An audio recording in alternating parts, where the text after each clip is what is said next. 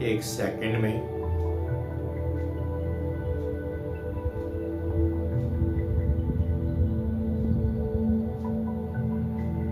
मन और बुद्धि को एकाग्रचित करके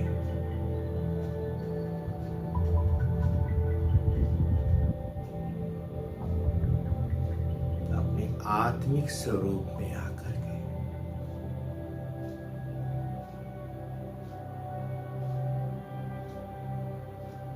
मैं आत्मा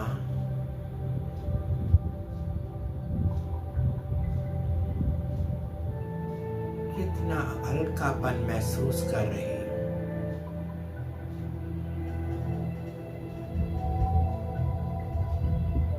मूर्ति कला में अनुभव कर रही हूं।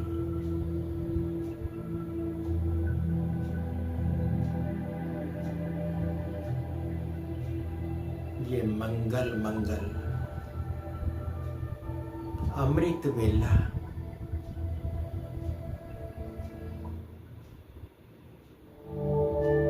जितना भी इसको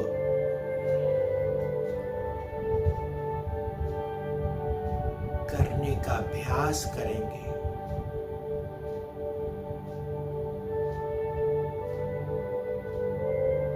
उतना उतना अपने परम पिता परमात्मा को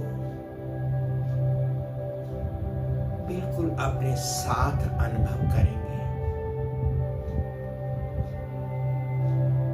क्योंकि अमृत वेला एक ऐसा वेला है जिसमें आत्मा और परमात्मा का कितना सुहावना मिलन हो रहा है।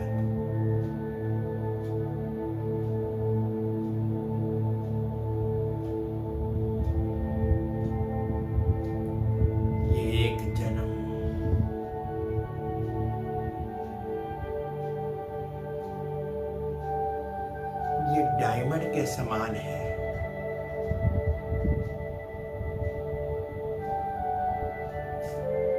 डायमंड युग बना रहे हैं।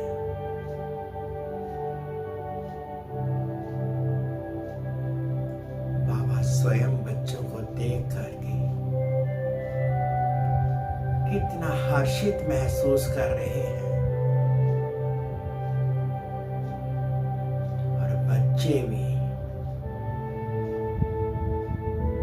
कितना हल्कापन लाइट वाइट स्थिति में स्थित हो गए, कितना सुहावना, कितना सुंदर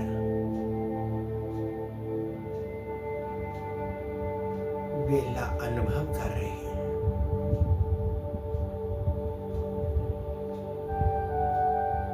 यहाँ पर बाबा की मौजूदगी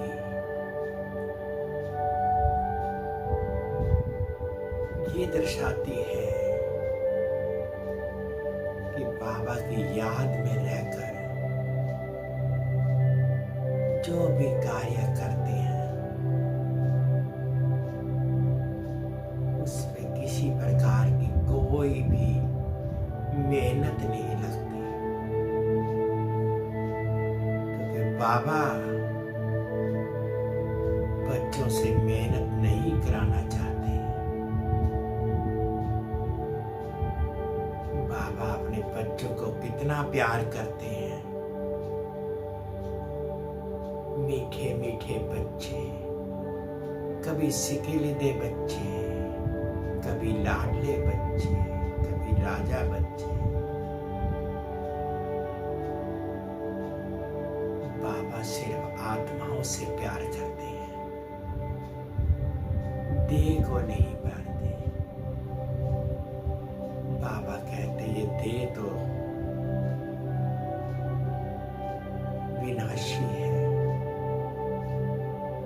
तुम बाबा के बच्चे अविनाशी हो।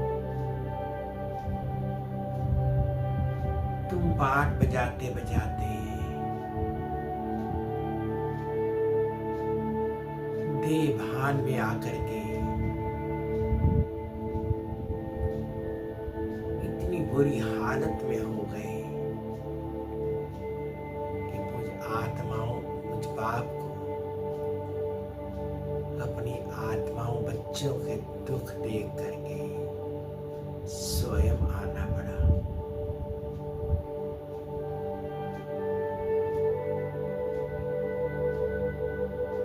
तो हम आत्माएं अपने आप को भाग्यवान समझे कि हमें बाप मिला, बाप के रूप में टीचर मिला, बाप के रूप में सतगुरु मिला। कहीं भटकने की दरकार नहीं।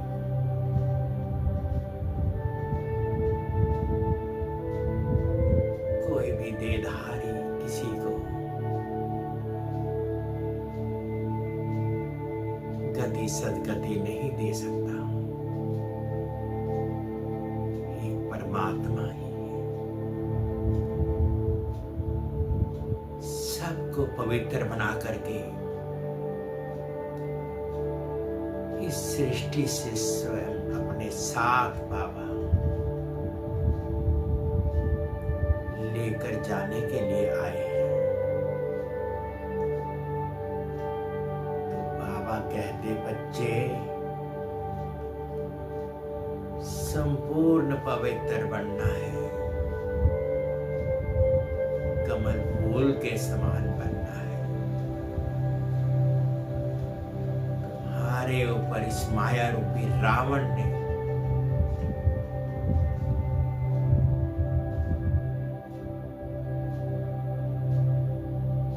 तुम्हारे असली स्वरूप को छिपा दिया है और अपने वश में कर रखा है। इसका तो निकलने का एक ही उपाय है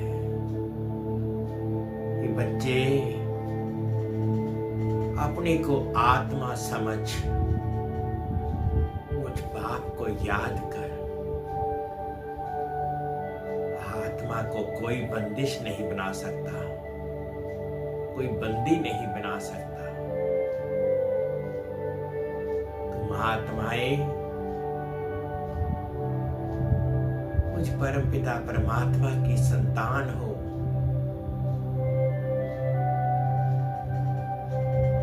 लौकिक बाप ने तुम्हें शरीर दिया, मैं तुम्हारा परलौकिक बाप हूं। तुम आत्माएं हो, मेरी संतान हो। देवभान से बाहर निकलना है। जितना जितना इस देवभान से बाहर निकलोगे उतना बाबा की याद में संपूर्ण पवित्र बनते जाओगे। बाबा तो लेने आए हैं।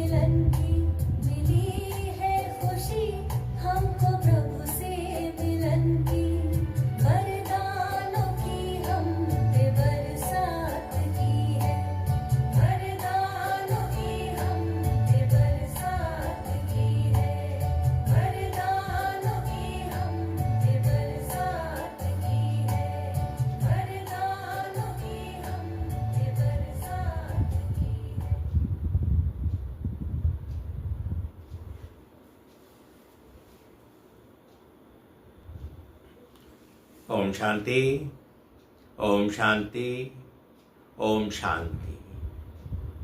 आज 27 अगस्त 2025। सुनते हैं बाबा के महावाक्य। बाबा कहते, मीठे बच्चे, अपनी सतोप्रधान तकदीर बनाने के लिए याद में रहने का खूब पुरुषार्थ करो। सदा याद रहे मेरे, मैं आत्मा हूं, बाप से पूरा वसा लेना है। प्रश्न है, बच्चों को याद का चार्ट रखना मुश्किल क्यों लगता है? उत्तर में बाबा कहते हैं, क्योंकि कई बच्चे याद को यथार्थ समझते ही नहीं हैं। बैठते हैं याद में और बुद्धि बाहर भटकती है, शांत नहीं होती। वह फिर वायुमंडल को खराब करते हैं। याद करते ही नहीं तो चार्ट फिर कैसे लिखें? अगर कोई झूठ लिखते हैं तो बहुत दंड पड़ जाता है। सच्चे बाप को सच बताना पड़े। गीत है, तकदीर जगाकर लाई। ओम शांति।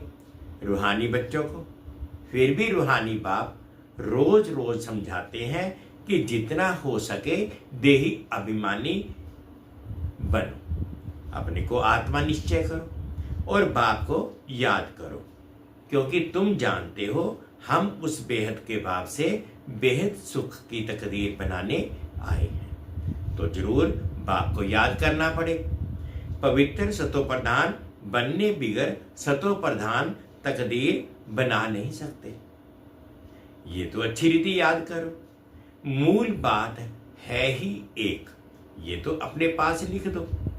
बाँ पर नाम लिखते हैं ना, तुम भी लिख दो। हम आत्मा हैं, बेहद के बाप से हम वर्षा ले रहे हैं, क्योंकि माया भुला देती है। इसलिए लिखा हुआ होगा तो घड़ी घड़ी याद रहेगी। मनुष्य ओम का व कृष्ण आदि का चित्र भी लगाते हैं याद के लिए। ये तो है नए तो नई याद। यह सिर्फ बेहद का बाप ही समझाते हैं। इस समझने से तुम सौभाग्यशाली तो क्या पदम भाग्यशाली बनते हो। बाप को ना जानने के कारण, याद ना करने के कारण कंगाल बन गए हैं। एक ही बाप है जो सदैव के लिए जीवन को सुखी बनाने आए हैं। भल याद भी करते हैं परंतु जानते बिल्कुल नहीं है। विलायत वाले भी सर्वव्यापी कहना भारतवासियों से सीखे हैं। भारत गिरा है तो सब गिरे हैं। भारत ही रिस्पॉन्सिबल है अपने को गिराने और सबको गिराने। बाप कहते हैं, मैं भी यहां आकर भारत को स्वर्ग सचखंड बनाता हूं। ऐसा स्वर्ग बनाने वाले कि कितनी गिलानी कर दी है, भूल गए हैं। इसलिए लिखा हुआ है, यदा यदा ही धर्मस्य ग्लानिर्भवति भारत। इनका भी अर्थ बाप ही आकर समझाते हैं।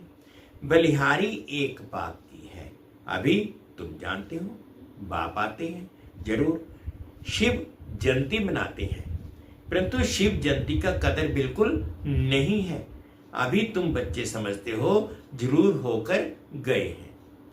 जिसकी जयंती में आते हैं, सतयुगी आदि सनातन देवी देवता धर्म की स्थापना वही करते हैं और सब जानते हैं कि हमारा धर्म फलाने ने फलाने समय स्थापन किया। उनके पहले है ये देवी देवता धर्म। उनको बिल्कुल ही नहीं जानते कि ये धर्म कहाँ गुम हो गया है। अभी बाप आकर समझाते हैं। बाप ही सबसे ऊंचे हैं और किसकी महिमा है नहीं। धर्म स्थापक की महिमा क्या होगी? बाप ही पावन दुनिया की स्थापना और पतित दुनिया का विनाश कराते हैं और तुमको माया पर जीत पहनाते हैं। रावण का राज्य सारी बेहद की दुनिया पर है, हद के लंका आदि की बात नहीं।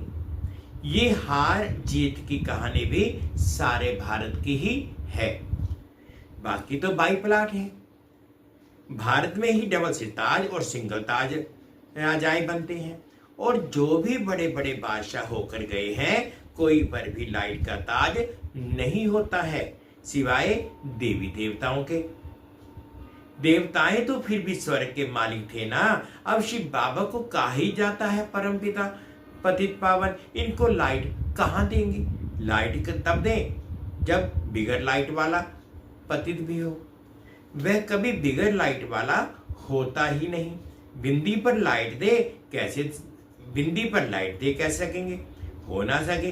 दिन प्रतिदिन तुमको बहुत गुहे गुहे बातें समझाते रहते हैं, जो जितना बुद्धि में बिठा सके। मुख्य है ही याद की यात्रा, इसमें माया के विघ्न बहुत पड़ते हैं। भर कोई याद के चार्ट में 50-60% भी लिखते हैं, परंतु समझते नहीं है कि याद की यात्रा किसको कहा जाता है। पूछते रहते हैं। इस बात को याद कहें बड़ा मुश्किल है। तुम यहाँ 10-15 मिनट बैठते हो, उनमें भी जांच करो। याद में अच्छी रीति रहते हैं। बहुत हैं जो याद में रह नहीं सकते, फिर वे वायुमंडल को खराब कर देते हैं। बहुत हैं जो याद में ना रहने से विघ्न डालते हैं। सारा दिन बुद्धि बाहर भटकती रहती है, सो यहां थोड़े ही शांत होगी। इसलिए याद का चार्ट भी रखते नहीं। झूठा लिखने से तो और ही दंड पड़े। बहुत बच्चे भूले करते हैं, छिपाते हैं, सच बताते नहीं। बाप कहे और सच ना बताए तो कितना दोष हो जाता है।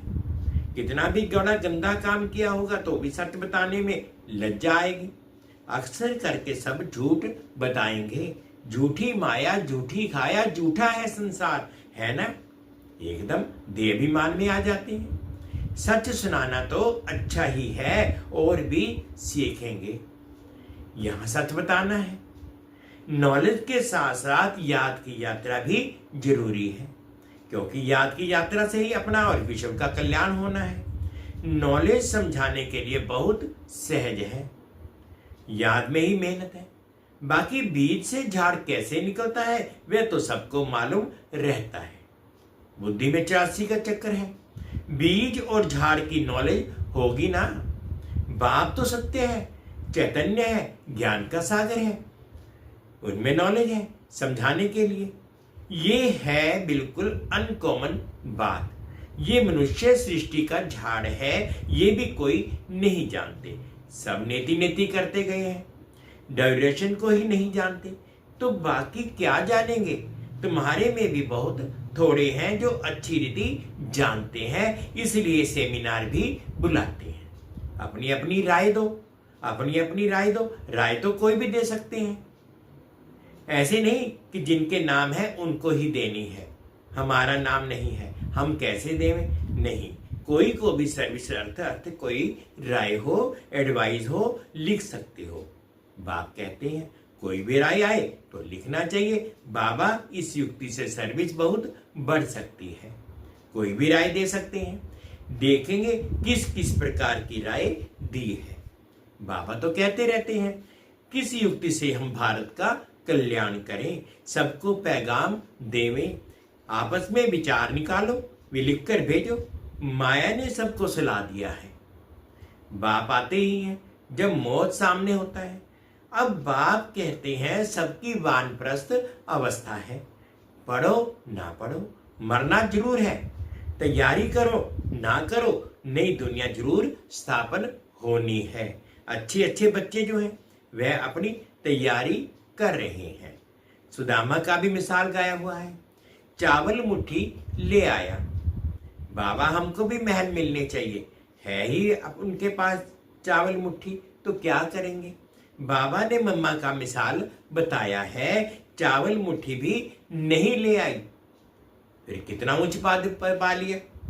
इसमें पैसे की बात नहीं है, याद में रहना है और आप समान बनाना है। बाबा की तो कोई फरियादी नहीं है। समझते हैं हमारे पास पैसे पड़े हैं तो क्यों ना यज्ञ में स्वाहा कर दें।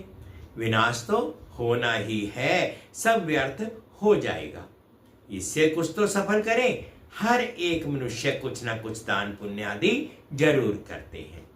वह है पाप आत्माओं का पाप आत्माओं को दान पुण्य है, फिर भी उसका अल्पकाल के लिए फल मिल जाता है। समझो, कोई यूनिवर्सिटी कॉलेज आदि बनाते हैं, पैसे जास्ती हैं, धर्मशाला आदि बना देते हैं, तो उनको मकान आदि अच्छा मिल जाएगा, परंतु फिर भी बीमारी आदि तो होगी ना। समझो, किसने हॉस्पिटल आदि बनाई होगी तो करके तंदुरुस्ती अच्छी रहेगी, परंतु उनसे सब कामनाएं तो सिद्ध नहीं होती है। यहाँ तो बेहद के बाप द्वारा तुम्हारी सब कामनाएं पूरी हो जाती हैं। तुम बनते हो पावन तो सब पैसे को पावन बनाने में लगाना अच्छा है ना। मुक्ति, जीवन मुक्ति देते हो सो भी आधा कल्प के लिए। सब कहते हैं हमको शांति कैसे मिले, वह तो शांति धाम में मिलती है, और सतयुग में एक धर्म होने के कारण वहां अशांति नहीं होती। अशांति होती है रावण राज्य में। गायन भी है ना, राम राजा राम प्रजा। वह अमरलोक, वहां अमरलोक में मरने का अक्षर होता नहीं। यहां तो बैठे बैठे अचानक मर जाते हैं। इसको मृत्यु लोक, उसको अमरलोक कहा जाता है। वहां मरना होता नहीं। पुराना एक शरीर छोड़ फिर बालक बन जाते हैं, रोग होता नहीं। कितना फायदा होता है। श्री श्री की मत पर तुम एवर हेल्दी बनते हो। तो ऐसे रूहानी सेंटर्स कितने खुलने चाहिए। थोड़े भी आते हैं, वह कम है क्या। इस समय कोई भी मनुष्य ड्रामा के ड्यूरेशन को नहीं जानते हैं। पूछेंगे तुमको फिर ये किसने सिखलाया है। अरे हमको बताने वाला बाप है। इतने ढेर बीके हैं, तुम भी बीके हो, शिव बाबा के बच्चे हो, प्रजापिता ब्रह्मा के भी बच्चे हो। ये है ह्यूमैनिटी का ग्रेट ग्रेट ग्रैंडफादर। इनसे हम बीके निकले हैं। बिरादरियां होती है ना, तुम्हारे देवी देवताओं का कुल बहुत सुख देने वाला है। यहाँ तुम उत्तम बनते हो, फिर वहां राज्य करते हो। ये किसको बुद्धि में रह ना सके। ये भी बच्चों को समझाया है। देवताओं के पैर इस तमो प्रधान दुनिया में पड़ ना सके। जड़ चित्र पर परछाया पड़ सकता है, चैतन्य का नहीं पड़ सकता। तो बाप समझाते हैं, बच्चे एक तो याद की यात्रा में रहो, कोई भी विकर्म ना करो और सर्विस की युक्तियां निकालो। बच्चे कहते हैं बाबा हम तो लक्ष्मी नारायण जैसा बनेंगे। बाबा कहते तुम्हारे मुख में गुलाब जामुन, लेकिन इसके लिए मेहनत भी करनी है, ऊंच पद पाना है। तो आप समान बनाने की सेवा करो। तुम एक दिन देखेंगे एक एक पंडा अपने साथ 100-200 यात्री भी ले आएंगे। आगे चल देखते रहेंगे। पहले से थोड़े ही कुछ कह सकते हैं, जो होता रहेगा सो देखते रहेंगे। ये बेहद का ड्रामा है। तुम्हारा है सबसे मुख्य पाठ बाप के साथ, जो तुम पुरानी दुनिया को नहीं बनाते हो। ये है पुरुषोत्तम संगम युग। अब तुम सुखधाम के मालिक बनते हो। वहां दुख का नाम निशान नहीं होगा। बाप है ही दुख हरता, सुख करता। दुख से आकर लिबरेट करते हैं। भारतवासी फिर समझते हैं इतना धन है, बड़े बड़े महल हैं, बिजलियां हैं, बस यही स्वर्ग है। ये सब है माया का पंप। सुख के लिए साधन बहुत करते हैं, बड़े बड़े महल में बड़ा मकान बनाते हैं, फिर मौत कैसे अचानक हो जाता है, वहां मरने का डर नहीं। यहां तो अचानक मर जाते हैं, फिर कितना शोक करते हैं, फिर समाधि पर जाकर आंसू बहाते हैं। हर एक की अपनी अपनी रस्म रिवाज है, अनेक मत है। सतयुग में ऐसी बात होती नहीं। वहां तो एक शरीर छोड़ दूसरा ले लेते हैं। तो तुम कितना सुख में जाते हो, उसके लिए कितना पुरुषार्थ करना चाहिए। कदम कदम पर मत लेनी चाहिए। गुरु की व पति की मत लेते हैं, वाह तो अपनी मत से चलना होता है। आसुरी मत क्या काम देगी, आसुरी तरफ ही धकेलेगी। अब तुमको मिलती है ईश्वरीय मत, ऊंच से ऊंच इसलिए गाया हुआ भी है। श्रीमत भगवान हुआ। तुम बच्चे श्रीमत से सारे विश्व को हेवन बनाते हो, उस हेवन के तुम मालिक बनते हो, इसलिए तुम्हें हर कदम पर श्रीमत लेनी है। परंतु किसकी तकदीर में नहीं है तो फिर मत पर चलते नहीं है। बाबा ने समझाया है, किसको भी अपना कुछ अकल हो, राय हो तो बाबा को भेज देवे। बाबा जानते हैं कौन कौन राय देने लायक है। नए नए बच्चे निकलते रहते हैं, बाबा तो जानते हैं ना कौन से अच्छे अच्छे बच्चे हैं। दुकानदारों को भी राय निकालनी चाहिए, ऐसे यत्न करें जो बाप का परिचय मिले। दुकान में भी सबको याद कराते रहे। भारत में जब सतयुग था तो एक धर्म था, इसमें नाराज होने की तो बात ही नहीं।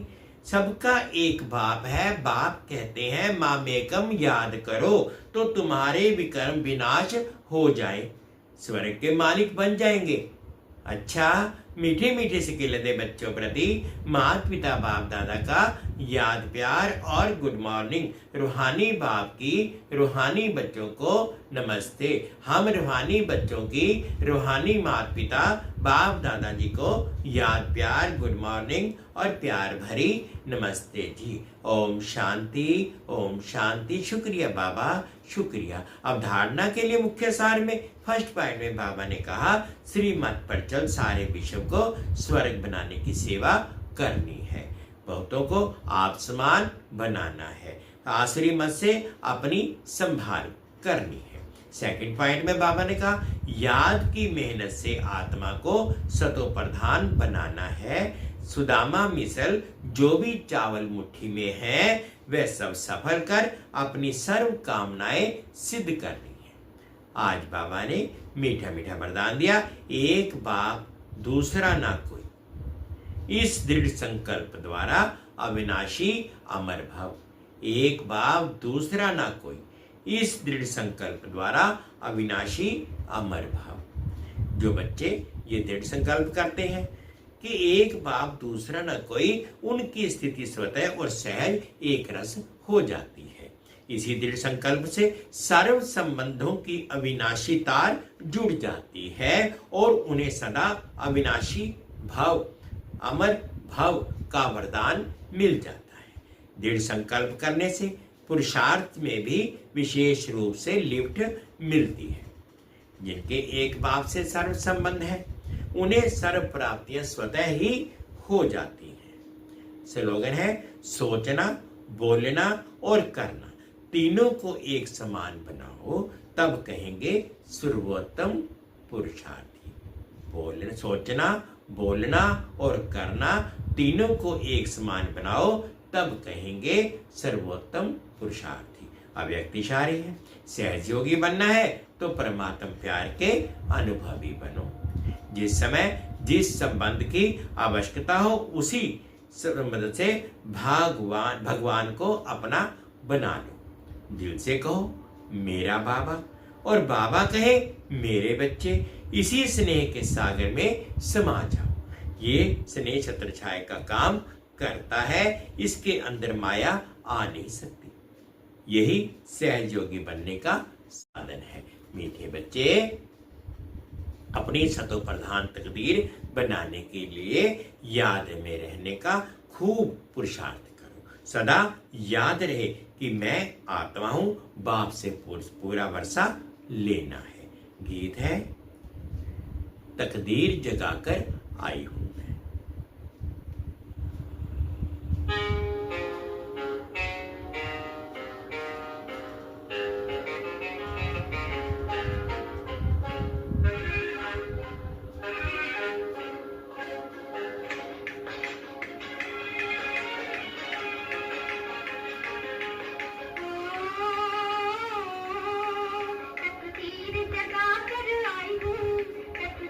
जगा कर आई हूँ, जगा